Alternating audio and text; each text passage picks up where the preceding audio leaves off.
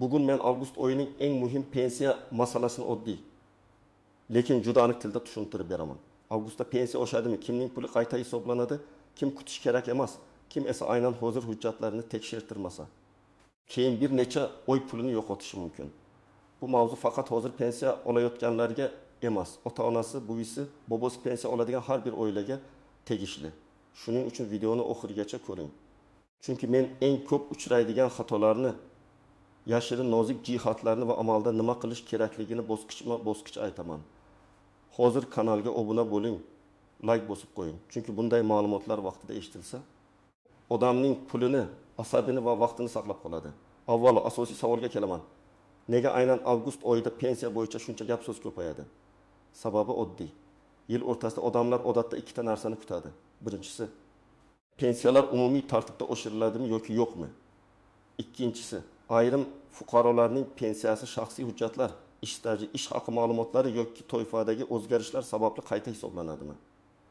Mana shu ikki tush ko'pincha aralashib ketadi. Odam pensiya oshdi degan gapni eshitadi, lekin keyin o'z kartasiga qarasa, pul avvalgidek tushgan bo'ladi. Shunda norozilik boshlanadi. Nega hammaga oshib, menga oshmadi? Aslida esa hamma holatda ham o'shish bir xil ma'noni anglatmaydi. Oldin qanday edi? Odamlar ko'proq pochta orqali yoki mahalla, pensiya bo'limi, bankdagi og'zaki ma'lumotlarga tayanardi. Kimdir qo'shnisidan eshitardi. Kimdir ijtimoiy tarmoqdagi xabarni ko'rardi. Kimdir falon sanadan oshar ekan deb aytardi. Rasmiy qaror chiqdimi? Qaysi toifaga tegishli, qaysi oydan to'lanadi, farq puli beriladimi? Bular ko'pincha tekshirilmasdi. Hozir esa vaziyat o'zgargan. Ma'lumotlar ko'proq elektron tizimlar orqali yuritiladi. Pensiya tayinlashda ish staji, daromad, sug'urta badallari, arxiv ma'lumotlari, nogironlik yoki boquvchisini yo'qotganlik holatlari ancha sinchiklab tekshiriladi. Bu yaxshi tomoni. Xato kamroq bo'lishi mumkin, lekin yomon tomoni ham bor. Agar hujjatda bitta sana noto'g'ri bo'lsa, arxiv ma'lumoti topilmasa yoki ish beruvchi eski davr uchun ma'lumot bermagan bo'lsa, pensiya miqdori odam kutganidan past chiqishi mumkin. Avgust intrigasining asosiy nuqtasi shunda. Odamlar umumiy oshirishni kutyaptimi yoki shaxsiy qayta hisob kitobni kutyaptimi? Buni ajratib olish kerak. Men mutaxassis sifatida doim aytaman, pensiya masalasida eng xavfli gap hammanikiga qo'shilar ekan degan gap. Chunki pensiyada hamma degan tushuncha juda ehtiyotkorlik bilan ishlatiladi. Bitta odam yoshga doir pensiya oladi, boshqasi nogironlik pensiyasi oladi, uchinchisi o'quvchisini yo'qotganlik pensiyasi oladi. To'rtinchisi ishlashda davom etayotgan pensioner, beshinchisi eng kam pensiya miqdoriga bog'langan, oltinchisining pensiyasi esa avvalgi ish haqidan kelib chiqib hisoblangan. Natija har xil bo'ladi. Endi men buni hayotiy misollar bilan tushuntiraman. Tasavvur qiling, birinchi fuqaro masalan 6-7 yoshli Rahima opa. U ko'p yil maktabda ishlagan, pensiyasi ish staji va oylik ma'lumotlari asosida tayinlangan. Agar avgustda davlat tomonidan pensiyalarni umumiy indeksatsiya qilish bo'yicha rasmiy qaror bo'lsa, Rahima opaning pensiyasi belgilangan foiz yoki tartib bo'yicha oshadi. Lekin agar umumiy indeksatsiya bo'lmasa, faqat ayrim toifalarga qo'shimcha yoki qayta hisob kitob berilsa, Rahima opa avtomatik ravishda ko'proq pul olmasligi mumkin. Demak, u birinchi navbatda rasmiy umumiy oshirish bormi degan savolga javob topish kerak. Ikkinchi misol. 63 yoshli Anvar aka pensiyaga chiqqandan keyin ham ishlashda davom etgan. U 2 yil qorovul bo'lib ishladi, oylik oldi, badallar to'landi. Endi u men ishladim, pensiyam oshishi kerak deb o'ylaydi. Bu mantiqan to'g'ri tuyuladi. Lekin amalda qayta hisoblash tartibi bor. Ishlagan davr avtomatik ravishda hamma vaqt o'sha zahoti pensiya qo'shilavermaydi. Kerakli ma'lumotlar tizimga tushgan bo'lishi, ish beruvchi hisobotlarni to'g'ri topshirgan bo'lishi. Fuqaro qayta hisoblash uchun ariza berish talab qilinishi mumkin. Agar Anvar aka o'zi qo'shilib qoladi deb kutib o'tirsa, bir necha oy vaqt ketadi. Agar u avgust oyida borib, ishlagan davr bo'yicha ma'lumotlarni tekshirtirsa, komida vaziyatni aniqlab oladi. Uchinchi misol. 6 yoshli Dilbar opa pensiya tayinlanayotganda eski zavoddagi 1995-1993 yillardagi ish staji to'liq tasdiqlanmagan. Arxivdan hujjat topilmagan, mehnat daftarchasida muhr xira. Buyruq raqami ko'rinmaydi. Natijada unga pastroq pensiya tayinlangan bo'lishi mumkin. Keyinroq qarindoshi arxivdan ma'lumotnoma topib berdi yoki sobiq korxona huquqiy vorisi orqali tasdiq oldi. Mana shunday vaziyatda avgust oyidagi pensiya intrigasining eng muhim qismi paydo bo'ladi. Agar hujjat hozir topshirilsa, pensiya qayta ko'rib chiqilishi mumkin. Lekin bu yerda ham muhim savol bor. Farq puli qaysi kundan beriladi? Hujjat birinchi tayinlashda bor edi-yu, organ tomonidan xato bog'langanmi? Yoki fuqaro yangi hujjatni keyin topdimi? Ariza qachon berildi? Mana shu sanalar pulga bevosita ta'sir qiladi. 4-misol. Nogironlik pensiyasi oladigan fuqaro uning guruhi o'zgargan bo'lishi mumkin. Tibbiy mehnat ekspert komissiyasi xulosasi yangilangan bo'lishi mumkin. Bunday odamlar avgustda umumiy indeksatsiyani emas, avvalo o'z maqomi bo'yicha hujjatlarning amal qilish muddatini tekshirishi kerak. Chunki nogironlik guruhi tasdiqlanmasa yoki qayta ko'rik muddati o'tib ketsa, to'lovda uzilish bo'lishi mumkin. Ko'p odamlar men avvaldan olaman, davom etaveradi deb o'ylaydi. Lekin ayrim holatlarda tizim hujjat muddati tugaganini ko'rsa, to'lov to'xtashi yoki kechikishi mumkin. Shuning uchun men bunday pensionerlarga va ularning oila a'zolariga avgustda kalendarni ochib, tibbiy hujjatlar muddatini ko'rishni maslahat beraman. 5-misol. O'quvchisini yo'qotganlik pensiyasi oladigan oila farzand kollejda, texnikumda yoki oliy ta'limda o'qiyotgan bo'lishi mumkin. Bu yerda o'qish to'g'risidagi ma'lumot juda muhim. Agar bola ma'lum yoshdan keyin ta'lim olayotgani asosida pensiya davom etsa, o'qish joyidan ma'lumotnoma kerak bo'lishi mumkin. Avgust esa aynan o'quv yili oldidan hujjatlar yangilanadigan davr. Agar oila bu masalani sentyabr oxirigacha cho'zsa, to'lovda kechikish bo'lishi ehtimoli bor. Men amalda shunday holatlarni ko'p ko'rganman. Oilaga pul kerak. Lekin bitta oddiy ma'lumotnoma vaqtida topshirilmagani uchun hamma sarson bo'ladi. Endi kim xavotir olish kerak, kim esa ortiqcha asabiylashmasligi kerak. Xavotir olish kerak bo'lganlar, pensiyaga yaqinda chiqqanlar, pensiyasi kutilgandan kam chiqqanlar, eski ish staji to'liq kiritilmaganlar, mehnat daftarchasida xato bo'lganlar, ish beruvchisi yopilib ketganlar, pensiya chiqqandan keyin ishlaganlar, nogironlik guruhi muddati yaqinlashganlar, o'quvchisini yo'qotganlik bo'yicha o'qish ma'lumotini yangilash kerak bo'lganlar, xavotir olmasligi mumkin bo'lganlar esa hujjatlari to'liq, pensiyasi bir necha yildan beri barqaror to'lanayotgan maqomida o'zgarish bo'lmagan, qo'shimcha staj yoki daromad hujjati topilmagan, rasmiy umumiy oshirish bo'yicha alohida qaror chiqmagan fuqarolar. Lekin xavotir olmaslik, tekshirmaslik deganimiz. Kamida bir marta pensiya miqdori nimadan tashkil topganini bilish har bir pensioner uchun foydali. Endi eng muhim joyga o'tamiz. Ko'pchilik bilmaydigan tuzoqlar. Birinchi tuzoq: ijtimoiy tarmoqdagi norasmiy xabarlar. Kimdir avgustdan hamma pensionerga falon so'm qo'shiladi deb yozadi. Odamlar ulashadi, ishonadi. Keyin bankomatga borib hafsalasi pir bo'ladi. Men doim tavsiya qilaman, pensiya bo'yicha faqat rasmiy manbaga qarang. Rasmiy qaror, rasmiy xabar, vakolatli organ izohi bo'lmasa, bunday gapni reja qilib olmang. Chunki oilaviy budjetda oshadigan pulni oldindan sarflab qo'yish eng og'ir xatolardan biri. Ikkinchi tuzoq: qo'shnimga oshdi, menga ham oshishi kerak degan fikr. Qo'shningiz bilan sizning stajingiz, ish haqingiz, pensiya turi, hujjatlaringiz, qo'shimcha imtiyozlaringiz bir xil bo'lmasligi mumkin. Masalan, ikki kishi bir mahallada yashaydi, ikkisi ham 65 yoshda. Birining pensiyasi eng kam miqdorga yaqin bo'lishi mumkin. Ikkinchisiniki esa yuqori ish haqi asosida hisoblangan bo'lishi mumkin. Agar davlat eng kam pensiya yoki ayrim nafaqa turini oshirsa, birinchi odamda o'zgarish bo'ladi. Ikkinchisida bo'lmasligi mumkin. Bu adolatsizlikdek ko'rinadi, lekin hisob-kitob mexanizmi shunday ishlashi mumkin. Uchinchi tuzoq: mehnat daftarchasidagi yozuv hamma narsani hal qiladi deb o'ylash. Mehnat daftarchasi muhim hujjat.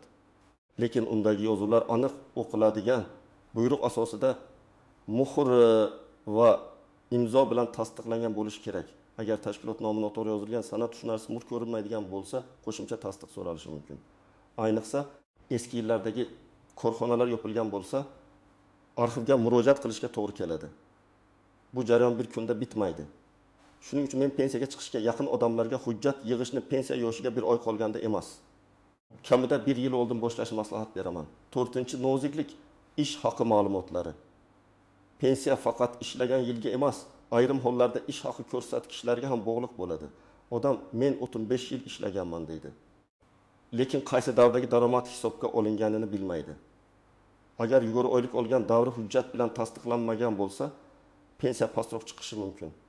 Masalan, fuqaro 1990-yillarda 20 lavozimda ishlagan, lekin ma'lumotnoma topilmagan. Tizimda esa faqat keyingi yillardagi pastroq oylik ko'rinadi. Natijada odam o'zini aldanayotgandek his qiladi. Aslida masala hujjatda bo'lishi mumkin. 5-noziklik ariza sanasi. Pensiya masalasida ariza bergan kun ko'p narsani hal qiladi.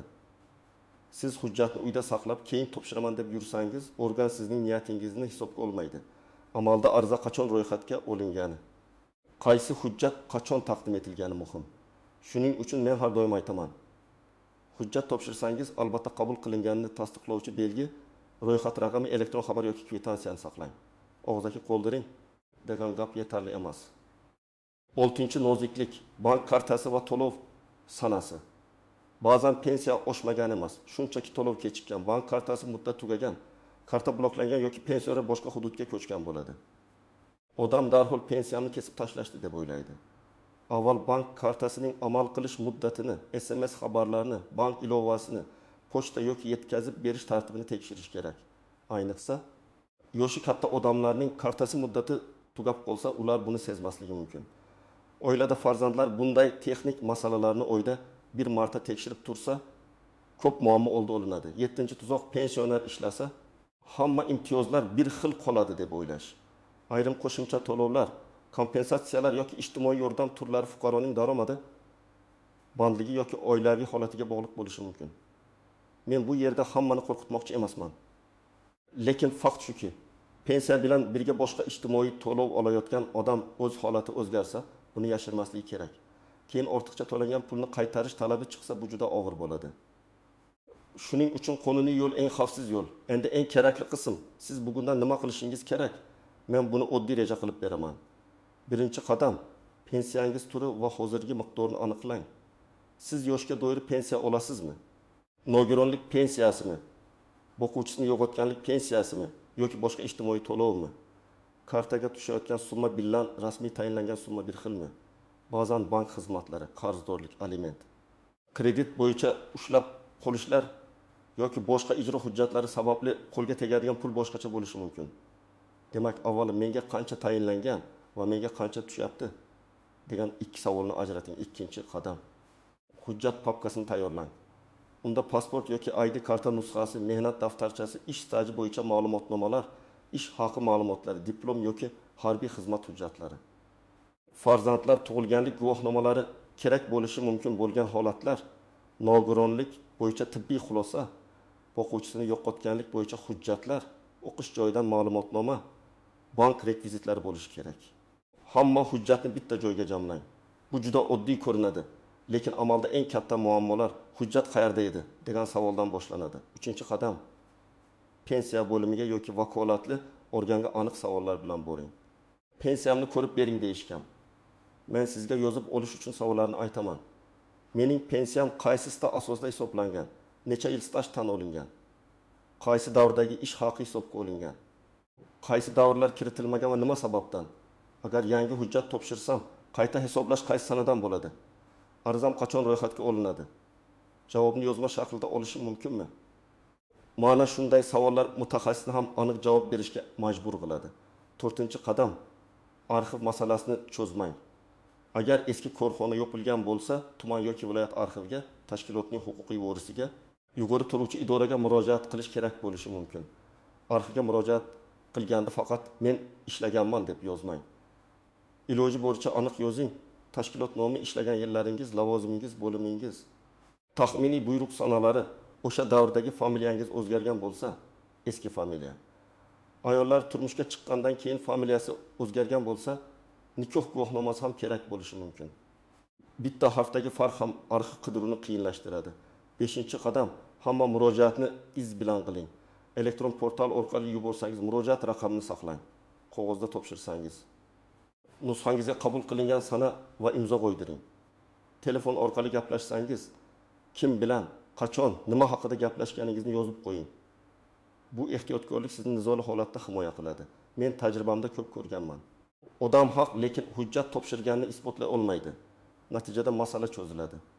6-qadam, avgust oyida to'lovni tekshiring, lekin vahimaga tushmang. Agar rasmiy oshirish bo'lgan bo'lsa, hamma hududda to'lov bir kunda aks etmasligi mumkin. Bank, pochta, texnik jarayonlar, bayram yoki dam olish kunlari ta'sir qilishi mumkin. Birinchi navbatda hisobingizni tekshiring. keyin bankdan aniqlang. Undan keyin pensiya bo'limiga murojaat qiling. Lekin agar bir oy o'tsa ham o'zgarish bo'lmasa, kutamiz deb yurmasdan yozma murojaat qiling. 7-qadam, ota-onangiz yoki keksa qarindoshingiz uchun alohida nazorat ro'yxati tuzing. Ularning kartasi muddati qachon tugaydi? Telefon raqami bankka ulanganmi? Pensiya turi nima? Nogironlik hujjati muddati bormi? O'qiyotgan farzand bo'yicha ma'lumotnoma kerakmi? Mehnat daftarchasi qayerda? Shu savollarga javob toping. Keksa odamlar ko'pincha idoraga borishga qiynaladi. Navbatda turishga qiynaladi. Tushunmagan savolini so'rashdan tortinadi. Oilaning yordami bu yerda juda muhim. 8-qadam, agar pensiya noto'g'ri hisoblangan deb o'ylasangiz, hissiyot bilan emas, dalil bilan harakat qiling. Menga kam berishyapti degan gapning o'zi yetmaydi. Sizda stajni tasdiqlovchi hujjat, ish haq ma'lumotnomasi avvalgi javob xati hisob-kitobdagi farqni ko'rsatadigan asos bo'lishi kerak. Avval mahalliy bo'limga murojaat qiling. Javobdan qoniqmasangiz yuqori turuvchi organga yozing. Zarur bo'lsa huquqiy maslahat oling. Lekin hech qachon vositachilarga pul ber, oshirib beraman degan odamlarga ishonmang. Pensiya qonuniy hujjat bilan oshadi, tanish-bilish bilan emas. Demak, avgust oyining asosiy pensiya intrigasi bitta savolga borib taqaladi. Bu oyda sizning pulingiz haqiqatan oshadimi? Yoki siz faqat umumiy gap so'z ta'sirida kutyapsizmi? Men bugun sizga eng muhim farqni tushuntirdim. Umumiy indeksatsiya boshqa, shaxsiy qayta hisoblash boshqa, hujjatdagi xatoni tuzatish yana boshqa masala. Kimdir hech narsa qilmasa ham oshirilgan to'lovni olishi mumkin. Kimdir esa bitta ariza va bitta ma'lumotnoma topshirmagani uchun o'ziga tegishli pulni kech olishi mumkin. Mening yakuniy maslahatim shunday: avgustni kutish oyiga emas, tekshirish oyiga aylantiring. Pensiyangiz turi, stajingiz, hisobga olingan ish haqi, hujjatlar muddati va to'lov yo'lini tekshiring. Agar hammasi joyida bo'lsa, xotirjam bo'lasiz. Agar xato topilsa, uni tuzatish uchun vaqtni boy bermaysiz. Sizda pensiya bo'yicha qanday savol bor? Avgustda pensiya oshishini kutyapsizmi? Yoki hujjat qayta hisob-kitobda turibdimi? Izohlarda yozing. Men eng ko'p uchraydigan savollarni keyingi videolarda alohida tahlil qilaman. Video foydali bo'lgan bo'lsa, like bosing, yaqinlaringizga yuboring va kanalga obuna bo'ling. Chunki pensiya masalasida eng kuchli himoya bu vaqtida olingan to'g'ri ma'lumotdir.